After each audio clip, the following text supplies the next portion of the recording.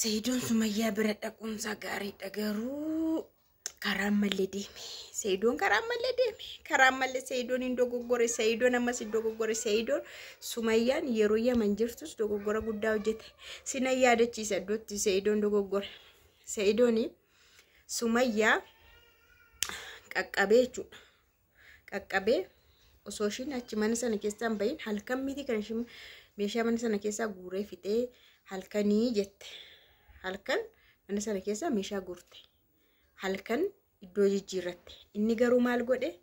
Achi gahee abdiifaa wajjin ta'e abdiifaa bira bulee, abdiifaa bira bulee ganama ka'ee suuqii deemee iddoo meeshaan bitamu deemee ishee sarpiraayizii gochuuf jechuudha. Asitti dogoggore.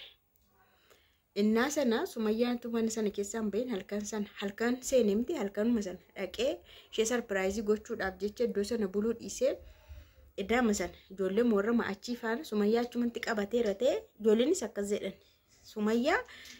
Sumayyaaruma sana achitti namoota ijoollee faana achitti qabatee miila ishee irratti kufee dhiifama gaafatee mooraalii ishiitiif.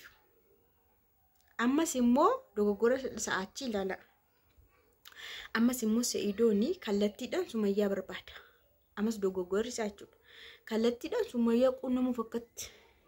Sumayyaa kallattiidhaan quunnamuu hin danda'u baay'isa wayi. Yoo kallattiidhaan fuulatti Sumayyaaf Seydoon wal bira ta'an iyyuu wal lolu bakka ciqici wal qabachuu afaan keessa wal bahanii wal lola malee akkatti hin ta'u. Akkamitti reedha Seydoon Sumayyaa argachuudhaaf maatii Sumayyaa, faamilii Sumayyaa, firoottan ishii nama isheetti dhiyaatu bakka nama Sumayyaa bira walitti fidee wal faana akka isaan haasa'anii mari'atanii araaraman yookaas waan tokkorra waan gaarii tokko walii galtee tokkorra gahan taasisu nama sana quunnama malee Seydoon kallattiidhaan Sumayyaa quunnamuu qabu. Inni garuu ammasii Sumayyaa quunnamuuf abbaate.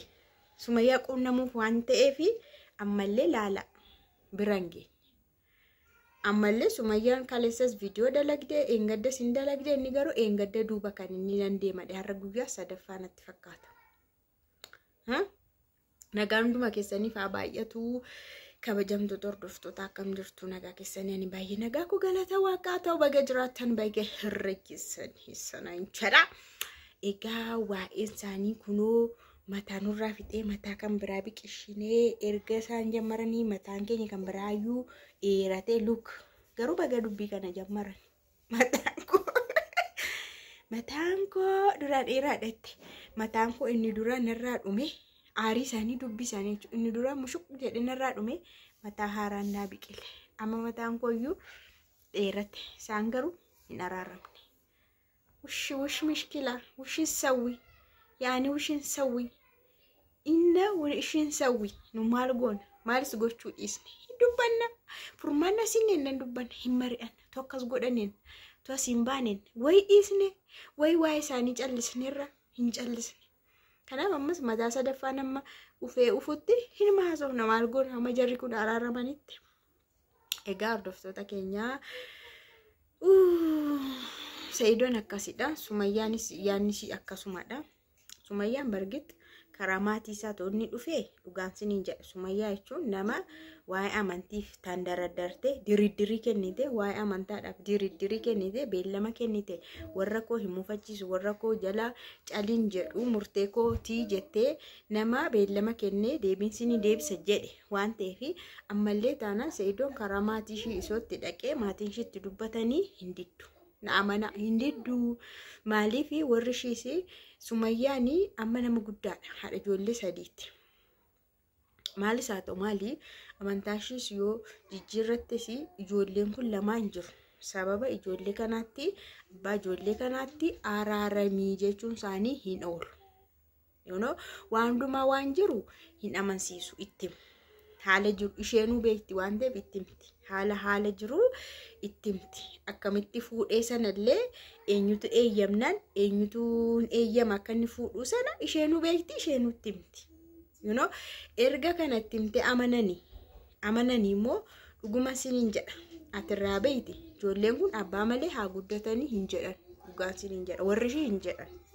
Garaagarummaan akkuma jirutti ta'e garaagarummaan amantaa akkuma jirutti ta'e mucummaan isaanii garuu Sumayyaa mucaama isaaniitti yoomillee akkuma dur jaallatanitti jaallatu akkuma dur yaadaniifitti yaaduuf kanaafuu Saidoon Muhammad kana kutee barbaacha ishii warra bira qaqqabe jechuun baay'ee kireeditiin kennuu fedhee yaadaan sirriitti gatiin kennuuf kanaafuu Saidoon illee jechuudha Saidoon ammasii dogoggorri isaa Sumayyaa kallattiidhaan barbaadaa jira. Akkuma na duraan Yaman keessaas deemee hoteela kana jirti. Bahaara kana bashannanaa turte. Mandara keessa ilaalaan ture. Akkuma jedhu Sumayyaan na arge gam godhe kottu gali mana keetti jechuun moo akkam ofii. Kottu gali jedhee kodi godhe jabbii wayi horii wayiiti isheen horii barbaadanii horii koon argadheeni qabanii manatti horii ofii gashatu malee. Ijoolleen kaayyuu jettee siin galtu sirkaa mallatti ijoolleen sossobdee kadhattee maal dhabdettee maal sii bitu maal sii godhu jetta. Dubartiin kun immoo nama dubartiin kan biraa irratti fuudhame waan ta'eef karaarra yookaas iddoo isheen itti galtu iddoo isheen jirtu sana waan arge qofaa fi waan tole jedhanii walii galan miti. Dubbiin isaanii baay'ee dubbii jabaataa waan ta'eef dubbii akkan jabaatee baay'ee deemanii kan ammoo firatu maatii warratu gidduu galee kiisii Sumayyaa baqqaa miidhamteetta Saidoot immoo kiisii miiteetta hamilee ishii ol kaasii waan hamilee jechuudha waan kiisii waan qoshqoshee waan kolkollee bitamu dhiisaa inni duruun bita akkasumattu garuu mooraal kaasaa kan jedhamu mooraalishisa kufe kana kaasii jedhaniitu bifa kanaan dubbini dhuma garuu atoo Saidoonii ufuma isa kallattiidhaanii ammas barbaadaa jira. Kanammoo yoomillee biran ga'u utuma bira gaheeyyuu furmaatan argatan. Osoo jarri lama wal bira ta'aniyyuu hin wallolu atakkas gootee atakkas na gootee achitti bilbilaanii narratti cuftee natti dubbachuu diddee hojiirra hin jiranaan jettee maal jettee qoy jettee salphaa gootee laaltee yeroon dhufu dubbannettee bakka to'eettu namni obsa dhaba. Obsa dhabe hin wallolayyuuti irra deebiidha garuu nama gidduu jira taanaan jaarsi jira taanaan haadha abbaa faamilii eessuma minaamin adaadaa waan akkasii jira taanaan namoota sana dubbata namoota sana irratti sati akkana afaan walitti hin darbitu hin dhiista. Saidoo akkana duras kan jedhamillee akkasi durallee kan dubbatame namoota gurguddaadhaan karaatan namoota gurguddaa qabadhuti Sumayyaa bira dhaqii namoonni sunis namoota gara shii ta'an namoota kan shii ta'anii duraanii qabadhuu dhaqi naadhamu eessatti qabatee dhaqaatu gaafiinti ta'a ture.